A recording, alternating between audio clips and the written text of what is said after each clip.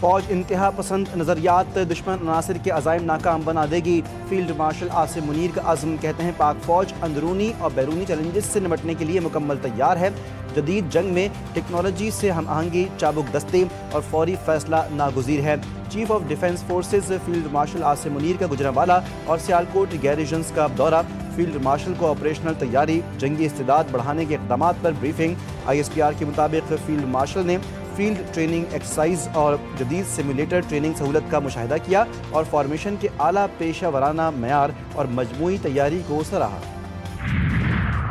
کراچی میں 35ویں national games کی اختتامی تقریب chief of defence forces field marshal Asim Munir کی بطور مہمان خصوصی شرکت Quaid Azam trophy national games کی فاتح پاکستان آرمی کے نام ہو گئی۔ فیلڈ مارشل نے آرمی ٹیم کو قائد اعظم ٹرافی سے نوازا۔ نیشنل گیمز میں بہترین کارکردگی پاکستان نیوی کو ٹرافی، وابدہ کو ٹیم کو رنرز اپ ٹرافی ملی۔ تقریب میں چیئرمین پیپلز پارٹی بلاول بھٹو بھی شریک۔ بلاول بھٹو نے فیلڈ مارشل کو اجرک اور ٹوپی کا تحفہ دیا۔ بلاول بھٹو نے بہترین کارکردگی پر صوبہ پنجاب کو اسپیشل ٹرافی دی۔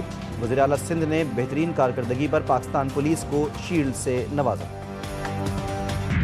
ایک میسیو دھاندلی کے ذریعے جنرل فیض کی نگرانی میں عمران خان کو برسر اقتدار لایا گیا، تمام مخالفین کو جو ہے جیل میں ڈال دیا گیا اور سارا جنرل فیض کے ذریعے جو ہے یہ کیا جاتا رہا۔ دھمکیاں بھی ان کے ذریعے آتی تھیں، قید بھی ان کے ذریعے سیاسی مخالفین ہوتے تھے۔ جنرل فیض جو ہے یہ ملک کے ساتھ ایک نہایت ہی بھیانک کھیل جو ہے وہ کھیلتے رہے۔ فیض حمید اور بانی PTI نے سازش کے ذریعے ملک کو تباہ و برباد کیا، مخالفین کو جیل اور دھمکیوں کے ذریعے خاموش کروایا، نواز شریف کو من گھڑت الزامات پر ہٹایا گیا۔ وزیر دفاع خواجہ آصف کہتے ہیں کہ موجودہ حالات میں بھی سازشی عناصر بانی کو لانے کی کوششیں کر رہے ہیں۔ 9 مئی واقعات کے پیچھے بھی فیض حمید کا دماغ تھا۔ فیلڈ مارشل عاصم منیر کی قیادت میں مورکہ حق میں فتح حاصل ہوئی، مغربی سرحد پر ہو رہا ہے وہ افغانستان کی طرف سے ہو رہا ہے۔ بانی PTI کہتے ہیں کہ ان سے بات کرو، ان کے ہاتھوں سے ہمارے نوجوانوں کا خون ٹپک رہا ہے۔ PTI کی قیادت طالبان کو بھتا دیتی ہے۔ In May, Pakistan was tested on the battlefield. The nation responded with unity, resolve and confidence. Under the leadership of Field Marshal General Syed Asim Munir, the Pakistani Army, the Pakistan Air Force and the Pakistan Navy demonstrated professionalism, coordination and strength. Pakistan emerged victorious with its sovereignty defended and its honor upheld. مئی میں پاکستان کو میدان جنگ میں آزمایا گیا، قوم نے اتحاد، عزم اور اعتماد کے ساتھ ہر چیلنج کا بھرپور جواب دیا۔ کراچی میں نیشنل گیمز کی اختتامی تقریب سے خطاب میں بلاول بھٹو نے کہا، فیلڈ مارشل کی قیادت میں تینوں افواج نے اعلیٰ پیشہ ورانہ مہارت، مؤثر ہم آہنگی اور مضبوط دفاعی صلاحیتوں کا شاندار مظاہرہ کیا۔ Range of this government back in March 2024, our economy was in a very difficult situation. We were at the verge of a financial default. Our inflation was galloping and policy rate was crippling. So one could not imagine of any kind of investment in Pakistan. جب حکومت سنبھالی تو معیشت کی صورتحال نازک تھی، ملک عملی طور پر مالی دیوالیہ پن کے دہانے پر تھا، سرمایہ کاری میں حائل رکاوٹوں کی وجہ سے مسائل کا سامنا تھا، کاروباری برادری، سرمایہ کار پیچیدہ قوانین سے پریشان تھے۔ وزیر اعظم شہباز شریف نے نیشنل ریگولیٹری ریفارمز کی افتتاحی تقریب سے خطاب کرتے ہوئے کہا کہ مسائل کے حل کے لیے کبھی نا امید نہیں ہوئے، ہماری معیشت مستحکم اور معاشی اعشاریے مثبت ہیں، برطانیہ پاکستان کا اہم شراکت دار ہے۔ سیاسی مخالفت ہوتی تھی مگر سیاسی مخالفت کو کبھی دشمنی میں تبدیل کر کے کسی نے یہ نہیں کہا تھا کاش پاکستان ڈیفالٹ کر جائے۔ کسی سیاسی جماعت نے آج تک IMF کو لیٹر نہیں لکھا تھا کہ پاکستان کی امداد اس بنیاد پہ نہ کی جائے کہ ہمارے مخالف جو ہیں وہ برسر اقتدار ہیں۔ یہ کبھی نہیں ہوا تھا کہ کسی کو کہا جائے کہ ایک دوسرے کی خوشی غمی میں شریک نہ ہونا، یہ چور ہے، یہ ڈاکو ہے، یہ مافیا ہے، یہ گاڈ فادر ہے، یہ فلاں ہے۔ سیاست میں آنے کے بعد نئی نسل کے ذہنوں میں زہر بھرا گیا، ملک میں نفرت کے بیج بوئے گئے، ذاتی انا کی تسکین، مفاد کے لیے دفاعی اداروں پر حملے کیے گئے، ملک میں سیاسی مخالفت ہوتی تھی لیکن کبھی دشمنی میں تبدیل نہیں کی گئی۔ وزیر اطلاعات عطا تارڑ نے لاہور پریس کلب میں بریفنگ دیتے ہوئے کہا، کسی جماعت نے IMF کو خط نہیں لکھا، یہ بھی نہیں ہوا تھا کہ کسی کی خوشی غم میں شریک نہ ہونا، کبھی ایسا نہیں ہوا تھا کہ کوئی باہر جائے تو اس کے پیچھے لوگ لگا دی جائیں۔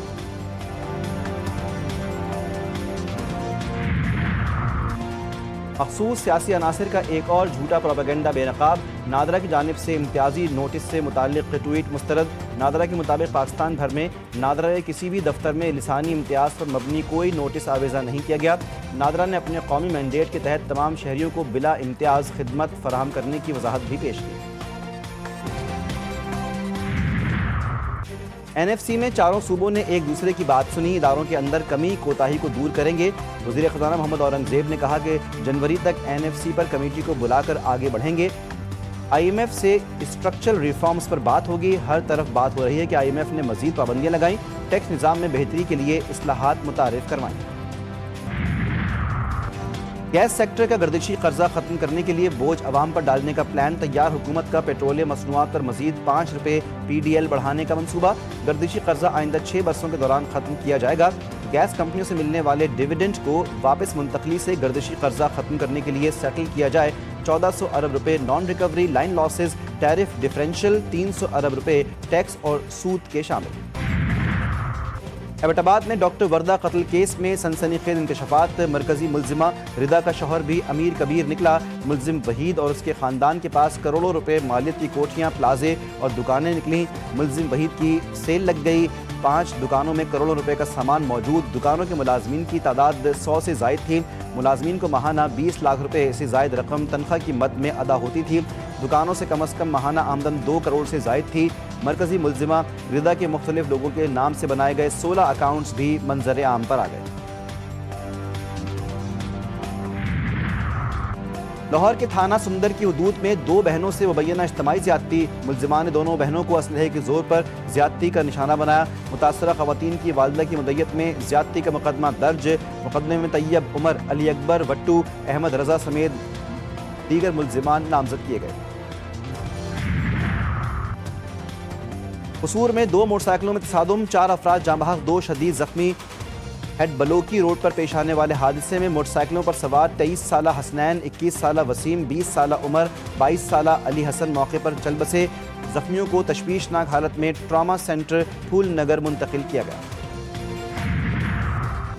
قادری ہاؤس پر قانون نافذ کرنے والے اداروں کا چھاپا، چیئرمین سنی تحریک ثروت اعجاز قادری گرفتار۔ کراچی کے علاقے ناز آباد میں واقع قادری ہاؤس پر کارروائی میں صدر کراچی جواد قادری سمیت 10 سے زیادہ افراد کو حراست میں لیا گیا۔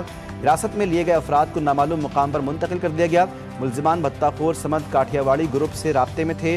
ترجمان سنی تحریک نے دعویٰ کیا کہ پولیس نے ثروت اعجاز قادری سمیت 20 سے زائد ذمہ داروں اور کارکنوں کو گرفتار کیا۔ پولیس کی تردید۔ سابق اسپیکر سندھ اسمبلی اور پی پی رہنما مرحوم آغا سراج درانی کی نشست پر ضمنی انتخاب۔ شکارپور میں پی ایس 9 کے ضمنی انتخاب کے لیے ووٹنگ آج ہوگی۔ تیاری مکمل۔ ضمنی انتخاب کے لیے 178 پولنگ اسٹیشنز قائم، جن میں سے 70 پولنگ اسٹیشنز کو حساس قرار دیا گیا۔ حلقے میں پیپلز پارٹی اور جے یو آئی میں کانٹے کا مقابلہ متوقع۔ بلوچستان کے ساحلی علاقے گڈانی کے قریب اسمگلنگ کے خلاف کارروائی۔ 37 ارب روپے مالیت کی 500 کلو گرام آئس، میتھم فیٹامین اور 3500 غیر ملکی شراب کی بوتلیں برآمد۔ ایف بی آر کے مطابق پاک نیوی، پی ایم ایس اے اور کسٹمز نے مشترکہ کارروائی کی۔ برآمد کی گئی غیر ملکی شراب اور آئس کی بین الاقوامی مارکیٹ میں قیمت تقریباً 13 کروڑ 20 لاکھ امریکی ڈالر ہے۔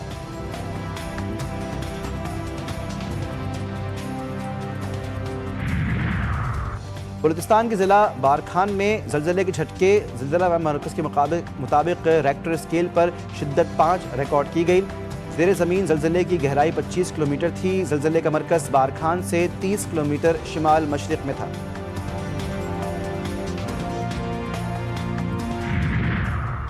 بدر سٹی میں کار پر صہیونی فوج کا ڈرون حملہ، 5 افراد شہید، 25 زخمی، گاڑی مکمل تباہ۔ حملے میں حماس کمانڈر رائد سعد بھی شہید۔ خان یونس اور المواسی میں بھی حملے، مزید 2 فلسطینی شہید۔ طبی انخلا میں تاخیر سے 1092 مریض دم توڑ گئے۔ غزہ میں شدید موسمی حالات المناک سانحے کی شکل اختیار کر گئے۔ شدید موسمی طوفان سے شہداء کی تعداد 16 تک جا پہنچی۔ بارشوں نے متاثرین کا بچا کچا سامان اور خوراک بھی برباد کر دی۔ 2.5 لاکھ سے زائد بے گھر افراد پانی، سیلاب اور عمارتوں کے گرنے سے متاثر۔ شام میں گشت کے دوران امریکی اور شامی افواج پر فائرنگ کے واقعے میں 2 فوجیوں سمیت 3 امریکی شہری ہلاک ہو گئے۔ امریکی فوج کی سینٹرل کمان کے مطابق حملے میں 1 سویلین امریکی مترجم اور 2 امریکی فوجی ہلاک ہوئے، جبکہ 3 امریکی فوجی زخمی ہیں۔ امریکی سینٹرل کمانڈ کے مطابق حملہ آور کا تعلق عالمی دہشت گرد تنظیم داعش سے تھا، جسے موقع پر ہی ہلاک کر دیا گیا۔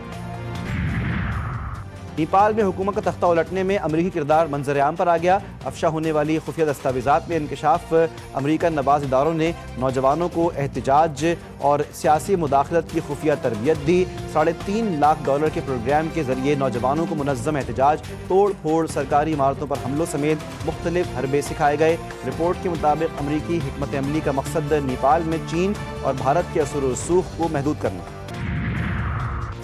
لندن کے بعد پاکستان سپر لیگ کا نیو یارک میں شاندار روڈ شو، قومی کرکٹ ٹیم کے موجودہ کپتانوں، سینئر کھلاڑیوں اور سابق اسٹارز کی بھرپور شرکت۔